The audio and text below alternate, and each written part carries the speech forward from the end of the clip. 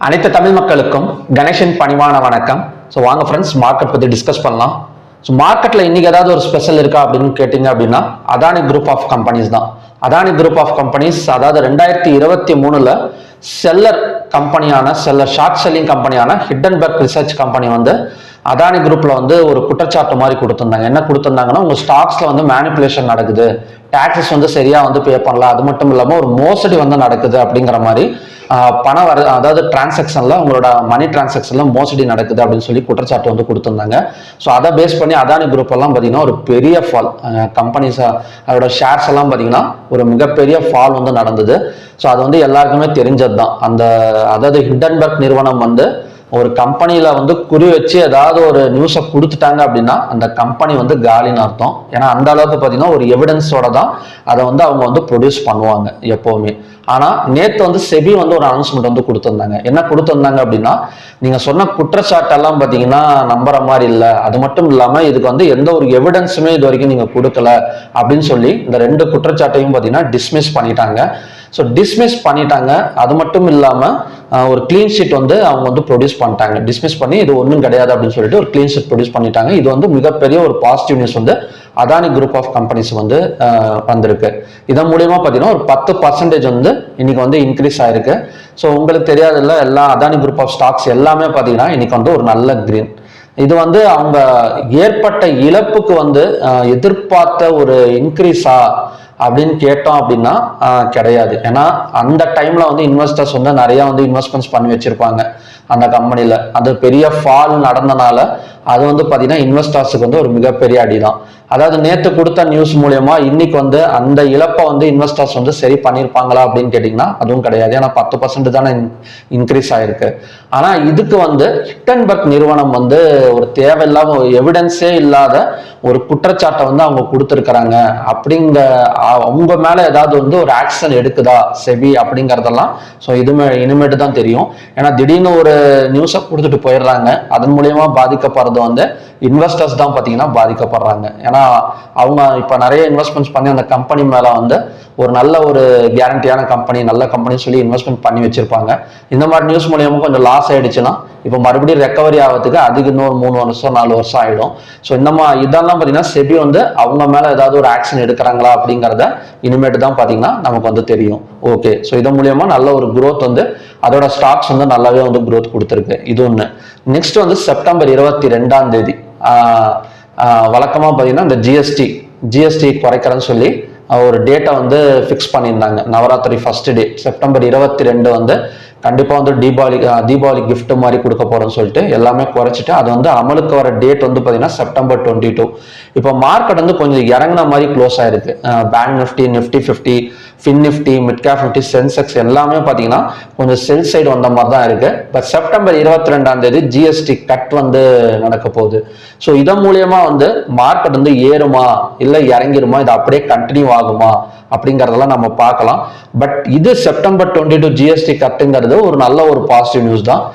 இன்னைக்கு கொஞ்சம் profit booking நடந்திருக்கிற மாதிரி தெரியுது. செல்லிங் சைடு வந்து இப்போதைக்கு கொஞ்சம் பணத்தை வந்து வெளியே எடுத்துட்டு செப்டம்பர் 22 காலையில இல்லைன்னா பார்த்தீங்கன்னா செப்டம்பர் 22 வந்து மறுபடியும் இன்வெஸ்ட்மெண்ட் பண்ணலாம் அப்படிங்கிற ஒரு ஐடியாவில் தான் மார்க்கெட் இருக்கிற மாதிரி எனக்கு தெரியுது. பார்க்கலாம். நம்ம டெக்னிக்கல்ஸ் அப்புறம் பார்த்தீங்கன்னா ஓப்பன் இன்ட்ரெஸ்ட் எல்லாம் டிஸ்கஸ் பண்ணி பார்க்கலாம். ஸோ நம்ம டெக்னிக்கல்ஸ் பார்க்கறதுக்கு முன்னாடி ஓப்பன் இன்ட்ரெஸ்ட் டேட்டாஸ் பார்த்துட்டு வந்துடலாம். ஓப்பன் இன்ட்ரெஸ்ட் டேட்டா எடுத்துக்கிட்டோம் அப்படின்னா கால் ஆப்ஷனை செல் பண்ணி புட் ஆப்ஷனை பை பண்ணியிருக்கிற மாதிரி தான் க்ளோசிங் வந்து நடந்திருக்கு. இது காலையிலேருந்து ஈவினிங் வரைக்கும் பார்த்தீங்கன்னா கொஞ்சம் வந்து க்ளோசிங் நடந்திருக்கு.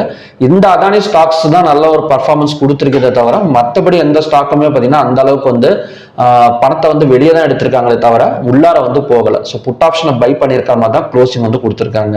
ஓகே, நெக்ஸ்ட் வந்து என்எஸ்சில பார்த்தீங்கன்னா மொத்தம் 3083 ஸ்டாக்ஸ் வந்து ட்ரேட் ஆயிருக்கு. அதில் 1480 பாசிட்டிவ், டிக்ளைன்ஸ் வந்து 1492, அன்சேஞ்சுங்கிறது 111. 52 வீக் ஹைல 66 ஸ்டாக்ஸும் 52 வீக் லோல பார்த்தீங்கன்னா 29 ஸ்டாக்ஸும் இருக்கு. கிட்டத்தட்ட 52 வீக் லோ விட 52 வீக் ஹை தான் இன்னுமே பார்த்தீங்கன்னா பேலன்ஸ்டா இருக்கு. ஒரு 3 டைம்ஸ் மோர் தென் 3 டைம்ஸ் வந்து பேலன்ஸ்டா இருக்கு. அதனால கண்டிப்பா மார்க்கெட் இன்னும் கொஞ்சம் பாசிட்டிவ்ல தான் இருக்கு. அப்பர் சர்க்கியூட்ல 93யும் லோயர் சர்க்கியூட்ல பார்த்தீங்கன்னா 44 ஸ்டாக்ஸும் பார்த்தீங்கன்னா ரன் ஆயிட்டு இருக்கு. ஓகே, நெக்ஸ்ட் வந்து sector wise closing. Sector wise closing எடுத்துக்கிட்டோம் அப்படின்னா எல்லாமே நமக்கு வந்து கொஞ்சம் நெகட்டிவ் தான். Bank Nifty, fin Nifty, FMCG, health care, CNX IT எல்லாமே பார்த்தீங்கன்னா நெகட்டிவ் தான். ஸோ நேற்று பணம் எடுத்திருந்தாங்க, வெளியே எடுத்தாங்கன்னா அப்படின்னா கொஞ்சம் கரெக்ஷன் இருந்தது. கொஞ்சம் கரெக்ஷன் இருந்தது காரணம் ஃபெட் ரேட் வந்து எதிர்பார்த்தபடி எதிர்பார்த்தபடி 0.25 பேசிக்ஸ் பாயிண்ட் தான். ஸோ அதை பேஸ் பண்ணி நேற்று கொஞ்சம் பணம் எடுத்திருந்தாங்க. இன்னைக்கு ப்ராஃபிட் புக்கிங் பண்ணியிருக்கிறது காரணம் செப்டம்பர் 22, அதாவது திங்கட்கிழமை மறுபடியும் பார்த்தீங்கன்னா இன்வெஸ்ட்மெண்ட்ஸ் உள்ளார வரதுக்கான ஒரு நோக்கமாக கூட இருக்கலாம். ஓகே, ஸோ நெக்ஸ்ட் வந்து ஹைவேட்டேஜ் ஸ்டாக்ஸ். ஹைவேட்டேஜ் ஸ்டாக்ஸ் எடுத்துக்கிட்டோம் அப்படின்னா ஹைவேட்டேஜ் ஸ்டாக்ஸ் சரியா வந்து பர்ஃபார்மன்ஸ் பண்ணலங்க எந்த ஸ்டாக்ஸுமே. அதாவது ஸ்டேட் பேங்க் ஆஃப் இந்தியா கொஞ்சம் பரவாயில்ல, மாருதி அந்த அளவுக்கெல்லாம் 21 பாயிண்ட்ஸ் எல்லாம் ரொம்ப கம்மி. மாருதி வந்து கிட்டத்தட்ட 15,838 ரன் ஆயிட்டு இருக்கிறப்ப 21 பாயிண்ட்ஸ் எல்லாம் ரொம்ப கம்மி. எல்லா ஹைவேட்டேஜ் ஸ்டாக்ஸும் கொஞ்சம் வந்து நெகட்டிவ்ல தான் இருக்கு. டாப் கெய்னர்ஸ்னு எடுத்துக்கிட்டோம் அப்படின்னா அதானி குரூப் ஆஃப் கம்பெனிஸ் தான். Adani and Indus IND, Adani ports, Bharti Airtel, SBI life இதெல்லாம் பார்த்தீங்கன்னா டாப் கெய்னர்ஸ். டாப் லூசர்ஸ்னு எடுத்துக்கிட்டோம் அப்படின்னா ஹெச்சிஎல் டெக், ஐசிஐசி பேங்க், எம்என்டம், நெசில் ஐஎன்டி, டைட்டன் இதெல்லாம் பார்த்தீங்கன்னா டாப் லூசர்ஸ். பட் இன்னைக்கு நல்லா பர்ஃபார்மன்ஸ் கம்பெனின்னு எடுத்துக்கிட்டோம் அப்படின்னா அதானி குரூப் ஆஃப் கம்பெனிஸ் தான். ஓகே, ஹீட் மேப் என்ன சொல்லுது அப்படின்னா ஹீட் மேப்பை பொறுத்த வரைக்கும் நீங்க பார்த்தீங்கன்னாலே தெரியும் ஒரே ரெட் கலர் தான். அதாவது திக் ரெட் அப்படின்னு எடுத்துக்கிட்டோம் அப்படின்னா ஹெச்சிஎல் டெக் மட்டும் தான் கொஞ்சம் -1.66%. ஸோ ஃபெட் ரேட் கட் வந்த உடனே இதுல வந்து ஃபுல்லா வந்து அமௌண்ட் வந்து கொஞ்சம் வெளியே வந்திருக்கு.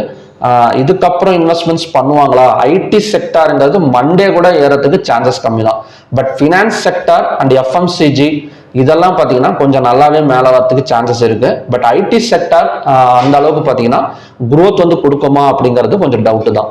மற்றபடி எந்தெந்த ஸ்டாக் நல்ல ஒரு பர்ஃபார்மன்ஸ் பண்ணியிருக்கு அப்படின்னா அதானி என்டர்பிரைசஸ் 5.22%, கிட்டத்தட்ட 7% வரைக்கும் போனது.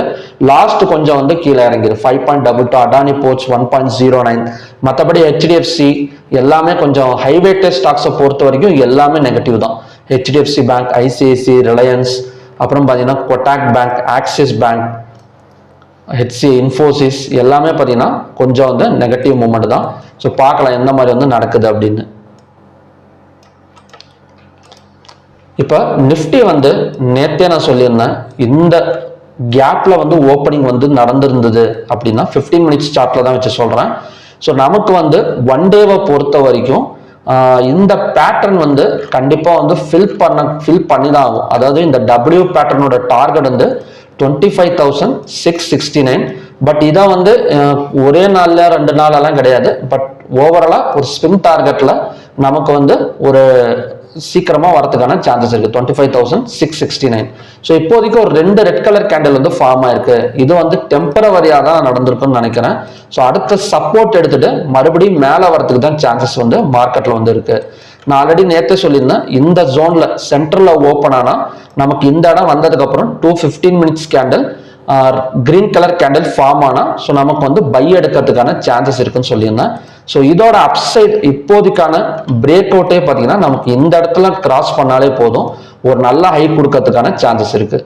அதாவது இந்த கேண்டில் இந்த 5 ஆவரேஜ் கேண்டிலை பிரேக் பண்ணாலே போதும் 25,359.35 பிரேக் அவுட் பண்ணி மார்க்கெட் ஓப்பன் எடுத்துட்டாலே ஸோ இங்க வந்து பார்த்தீங்கன்னா ஃபர்ஸ்ட் டார்கெட் வந்து 25,448. கண்டிப்பா இந்த இடம் வந்து ரெசிஸ்டன்ஸா ஒர்க் ஆகக்கூடிய சான்சஸ்ங்கிறது கம்மி தான். ஏன்னா இதுவும் பார்த்தீங்கன்னா நேற்று வந்து பிரேக் அவுட் பாயிண்ட் தான் சொல்லியிருந்தேன். பட் இதை பிரேக் அவுட் பண்ணிட்டு நமக்கு ஓப்பன் ஆனா கண்டிப்பா வந்து மேலே வரத்துக்கு தான் சான்சஸ் வந்து இருக்கு. அப்படி இல்லை அப்படின்னா கொஞ்சம் கீழே டவுன் சைடு ஓப்பன் ஆனாலும் நெக்ஸ்ட் சப்போர்ட் ஜோனுங்கிறது 25,261. ஏன் இந்த 25,261 நெக்ஸ்ட் சப்போர்ட் அப்படின்னா இந்த இடத்துல ஒரு கேப் அப் வந்து சின்ன கேப் அப் வந்து நடந்திருக்கு. அதாவது எந்தெந்த டேக்கு நடுவில் அப்படின்னா ஸோ டேட் சொல்றேன் நோட் பண்ணிங்க. செப்டம்பர் 16க்கும் செப்டம்பர் 17க்கும் ஒரு கேப் அப் சின்ன கேப் அப் வந்து நடந்திருக்கு. ஸோ இந்த இடத்துல கேப் ஃபில் பண்ணி மேலே வந்த மாதிரி அகைன் வந்து கொஞ்சம் கேப் டவுன்லேயோ இல்லைனா மார்க்கெட் கொஞ்சம் கீழே இறங்கி ஓப்பன் ஆனாலும் இந்த இடத்து வந்துட்டு மறுபடியும் பார்த்தீங்கன்னா ரெக்கவரி தான் ஆகுமே தவிர கொஞ்சம் கீழே அதாவது கீழே இறங்கிறதுக்கான பாசிபிலிட்டிஸ் வந்து ரொம்ப கம்மி தான் நிஃப்டியை பொறுத்த வரைக்கும். ஓகே, ஸோ நிஃப்டியை பொறுத்த வரைக்கும் மண்டே பிரேக் அவுட் பாயிண்ட்டுங்கிறது 25,359.35. ஓகேங்களா. அதே மாதிரி டார்கெட்டுங்கிறது 25,448, அதையும் பிரேக் அவுட் பண்ணால் கண்டினியூஸாக சீக்கிரமாக அந்த 25,669 வரைக்கும் வரதுக்கான சான்சஸ் வந்து இருக்கு. ஸோ நெக்ஸ்ட் வந்து சென்செக்ஸ். ஸோ சென்செக்ஸும் அதே மாதிரி தான். சென்செக்ஸோட சப்போர்ட் மட்டும் நோட் பண்ணிக்கோங்க இந்த இடத்துல. ஸோ எல்லா ஸ்கிரிப்டுக்கும் சப்போர்ட் மட்டும் சொல்கிறேன். 82,489, சாரி 82,489 இல்லை, இந்த கேப் ஃபில்லிங் இந்த இடம் 82,442 தான் சென்செக்ஸோட support point. Bank nifty. So bank nifty already பார்த்தீங்கன்னா நமக்கு பையிங் ஜோன் தாங்க. இந்த இடத்துலையும் பார்த்தீங்கன்னா பேங்க் நிஃப்டியோட பிரேக் அவுட் பாயிண்ட் எடுத்துக்கிட்டோம் அப்படின்னா 55,536 தான் பேங்க் நிஃப்டியோட பிரேக் அவுட் பாயிண்ட். இதை தாண்டி ஓப்பன் ஆகலாம் கண்டினியூஸாக பார்த்தீங்கன்னா அகைன் வந்து நேத்தோட ஹை வரைக்குமே வரதுக்கான சான்சஸ் வந்து பேங்க் நிஃப்டியில் வந்து இருக்கு. Fin nifty. ஸோ ஃபின் நிஃப்டியோட பிரேக் அவுட் பாயிண்ட்டுங்கிறது இந்த ஜோன் 26,559. ஸோ பக்கத்தில் தான் இருக்கு பிரேக் அவுட் பாயிண்ட். எப்படியும் கொஞ்சம் கிஃப்டி நிஃப்டி எல்லாம் இந்த நியூஸுக்கு எஃபெக்ட் ஆகி நமக்கு வந்து ஒரு கேப் அப்ல ஓப்பன் வச்சது அப்படின்னா ஈஸியாக வந்து பிரேக் அவுட் நடந்துடும். அந்த பிரேக் அவுட் நடந்தால் கண்டினியூஸாக மேலே வரதுக்கு தான் சான்சஸ் வந்து இருக்கு. So mid cap Nifty already break out நடந்து மேலே தான் போயிட்டு இருக்கு. இதோட சீக்கிரமா டார்கெட் வந்து 13,375 வரைக்கும் வரதுக்கான சான்சஸ் வந்து இருக்கு. ஸோ ஓகே ஃப்ரெண்ட்ஸ், இதுதான் பார்த்தீங்கன்னா மண்டேக்கான கண்டிஷன்ஸ். ஸோ நெக்ஸ்ட் வந்து க்ரூட் ஆயில் பார்க்கலாம்.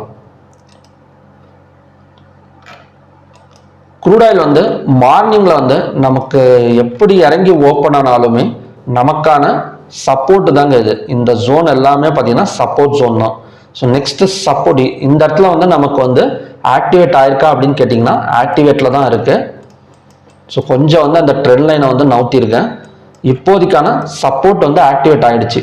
ஒரு 215 மினிட்ஸ் கேண்டில் கண்டினியூஸா நமக்கு வந்து கிரீன் கலர் ஃபார்ம் ஆனா மறுபடியும் இந்த எண்டு தான். இந்த பேட்டர்ன் இன்னுமே நமக்கு வந்து முடியல. ஓகேங்களா, இந்த பேட்டர்ன் வந்து பிராடா போயிட்டு இருக்கு. இந்த இடத்துல பை எடுத்தது அப்படின்னா நல்ல டார்கெட், அதாவது இந்த எண்டு டு எண்டே பார்த்தீங்கன்னா நமக்கு வந்து 5,564 to 5,667, ஒரு 100 பாயிண்ட்ஸ் பக்கம் அப் கொடுக்கறதுக்கான சான்சஸ் இருக்கு. அப்படியே இந்த இடத்துல மிஸ் ஆகி கொஞ்சம் இறங்கினா கூட இந்த இடம் 5543 தான். So next support zone. இந்த இடத்துல 215 minutes candle green colour candle form ஆனா கூட பை வந்து ஆக்டிவேஷன் ஆயிடும். இதோட டார்கெட் வந்து 5667. ஸோ நெக்ஸ்ட் ரெசிஸ்டன்ஸ் ஜோன் வந்து 5667. இப்போதைக்கு ஒரு 215 மினிட்ஸ் கேண்டில் கண்டினியூஸா ஃபார்ம் ஆனா பை வந்து ஆக்டிவேஷன் ஆயிடும் க்ரூட் ஆயில்ல. நெக்ஸ்ட் டார்கெட் வந்து 5667. நெக்ஸ்ட் வந்து பார்த்தீங்கன்னா நேச்சுரல் கேஸ்.